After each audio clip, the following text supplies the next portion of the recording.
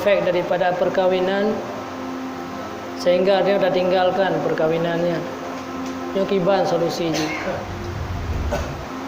Jadi berdasar dari dia katanya bahawa di antara fadilah yang pertama tentang masalah perkawinannya na positif dan na negatif. Na positif dan na negatif. Bahkan di antara fadilah yang disampaikan oleh Imam Al-Ghazali dalam hadis Rasulullah yang disampaikan, tanakahu wa tanasalu fa inni ubahi yaumal qiyamah bikasratil ummah. Salah satu jalan untuk mendapatkan keturunan yaitu lewat perkawinan. Keturunan yang baiknya hanya lewat perkawinan. Yang sandai dia tak tinggal perkawinan, maka fadilah keturunan katanya hanya akan tak rumpa. Dia akan membela katanya di dunia sampai di hari akhirat. Kemudian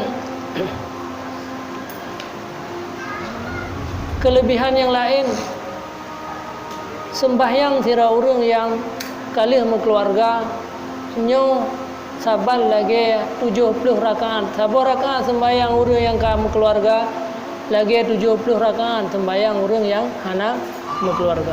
Bahkan nasira ulama besar awai pada katrib ke hana kawin akhirnya kera meninggal. Kera meninggalnya di perkawin roh. Bahkan karena Nabi sangat gekecam bagi katanya Allah sehingga katanya mati dalam keadaan bujang. Mati dalam keadaan katanya hana melaksanakan perkawinan. Karena Rasul merupakan manusia yang paling tinggi. Akan tetapi manusia Rasul juga berkeluarga. Yang lelah hadis-hadis yang lain, ya ayuha syabab man istata'a minkum al-ba'a falyatajawwad. Jadi lelah hadis-hadis yang ganjurkan katanya untuk berkeluarga. Bahkan menyauronyo sit walaupun yang buat sunnah, kadang-kadang uronyo ada yang je wajib. Bahkan fa innahu aghaddu bil basar wa ahfadhu lil farad, kata Rasulullah. Karena dengan melakukan perkawinannya bisa terjaga katanya daripada kejahatan-kejahatan. Jadi positif jauh lebih banyak daripada yaitu negatif. Jadi menyata tinggalkan perkawinan memang atabuno yang tak takuti ya, tapi cukuplah akan timbul kejahatan-kejahatan yang lain. Maka yang untuk uronyo takun kaji ke sebuah kewajiban daripada katanya.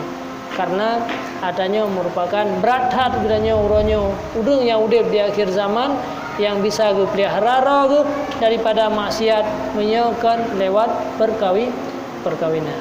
Kira-kira lagi ya. Nah, jadi ulama-ulama awal, para anbiya mandum murian melaksanakan perkawinan. Yang antara jawabannya.